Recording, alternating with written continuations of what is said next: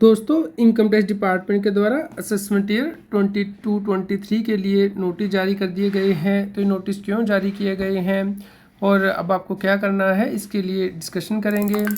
Regular update के लिए आप C S Satbir Singh YouTube channel को सब्सक्राइब कर लें ताकि टैक्स के रेगुलर अपडेट मिलते रहें, क्योंकि इनकम टैक्स दिन ब दिन बदल रहा है तो आपको उसकी कॉम्प्लायंस करनी ही है, अदरवाइज़ पेनल्टी लग सकती है।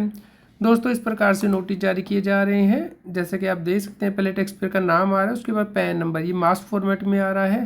पहले 2 डिजिट और लास्ट के 2 डिजिट अपने पैन नंबर के चेक कर लीजिए, अगर वो मैच कर रहे हैं तो नोटिस आपका ही है। तो दोस्तों, असेसमेंट ईयर 22-23 के लिए नोटिस जारी किया गया है, यानी कि 1 अप्रैल 2022 से 1 अप्रैल 2021 से 31 मार्च 2022 में आपको जो इनकम हुई है फाइनेंशियल 21-22, उसके लिए नोटिस जारी किया गया है।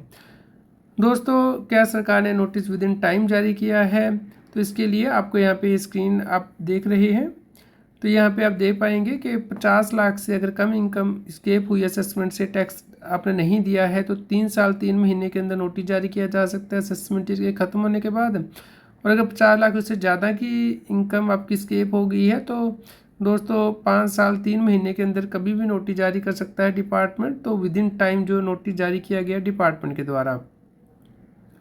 दोस्तों, अब आपको यहाँ पे ध्यान देना है कि अब आपको क्या करना है। इस नोटिस में दोस्तों आपको लिखा होता है कि आप रिटर्न फाइल करें। आपने पहले भी रिटर्न फाइल की होगी, जो कि असेसिंग ऑफिसर ने रिव्यू कर ली और उसके बाद देखा कि आपने कुछ और कैश डिपॉजिट, कैश ट्रांजैक्शन या प्रॉपर्टी से रिलेटेड जो ट्रांजैक्शन की हैं, या फिर थर्ड पार्टी से इन्फॉर्मेशन मिली है, जैसे कि बैंक से, जैसे आपने एफडी कराई है या किसी और व्यक्ति से, कि आपने अपनी इनकम को अपने रिटर्न में नहीं दिखाया है। तो इसीलिए पहले आपको 148A का नोटिस जारी किया होगा ऑफिसर ने, उसके बाद असेस ऑर्डर पास किया होगा कि वो आपकी इनकम को रीअसेस करेगा। तो सेक्शन 148 के अंतर्गत नोटिस जारी किया गया है।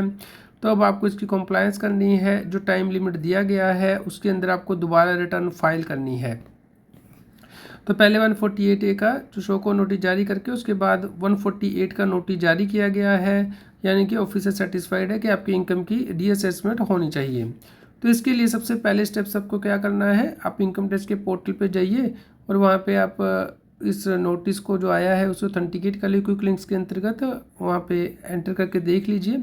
और नोटिस को डाउनलोड करना है तो आप ई फाइल में जाइए, इनकम टैक्स के पोर्टल पे लॉगिन करके ई प्रोसीडिंग के अंतर्गत आप व्यू नोटिस एंड ऑर्डर की टैब के अंतर्गत ये नोटिस डाउनलोड करके चेक कर सकते हैं। तो सबसे पहले तो आपको इसका रिस्पॉन्स जो है वो सबमिट करना है। आपको फिर से दोबारा इनकम टैक्स रिटर्न फाइल करने के लिए कहा गया होगा नोटिस में, तो रिटर्न फाइल कर दीजिए। और दोस्तों, नॉर्मली आपके पास बैंक स्टेटमेंट या इन्वेस्टमेंट प्रूफ होने चाहिए ताकि आप इसे जस्टिफाई कर पाएँ। इसके बाद ऑफिसर इन्हें मांगेगा तो अच्छे से चेक कर लीजिएगा। और दोस्तों, अगर कोई व्यक्ति नोटिस का जवाब नहीं देता है तो क्या होगा, इस केस में बेस्ट जजमेंट असेसमेंट कर दी जाएगी, यानी कि इनकम टैक्स ऑफिसर के पास जो भी रिकॉर्ड अवेलेबल है उसके बेस पे असेसमेंट करके आपका टैक्स लगा दिया जाएगा। तो इसलिए आप इंश्योर करें कि नोटिस को इग्नोर नहीं करना है, आपको उसका जवाब देना है और रिप्लाई करना है। पेनल्टी भी लगा सकता है इनकम टैक्स डिपार्टमेंट। तो पेनल्टी कितनी लगेगी, पेनल्टी जो है वो 10,000 रुपये तक की लगाई जा सकती है अगर आप नॉन कॉम्प्लायंस करते हैं। इसके अलावा जो इंटरेस्ट है, वो टैक्स है, वो तो आपको पे करना ही है।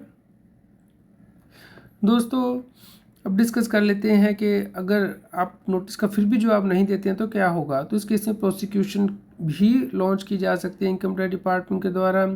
जो पहले कार्रवाई की जाएगी, कानूनी कार्रवाई, लीगल एक्शन, और उसके बाद जो है जेल भेजने से रिलेटेड जो कार्रवाई है वो भी की जा सकती है, फाइन पेनल्टी भी लगाई जाएंगी।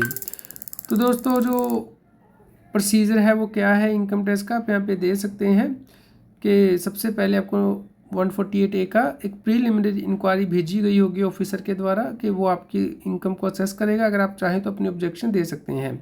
उसके बाद आपने सेक्शन 148 रिप्लाई दिया होगा, तो 148 के अंतर्गत आप नोटिस जारी किया गया कि आप रिटर्न फाइल करें दोबारा से।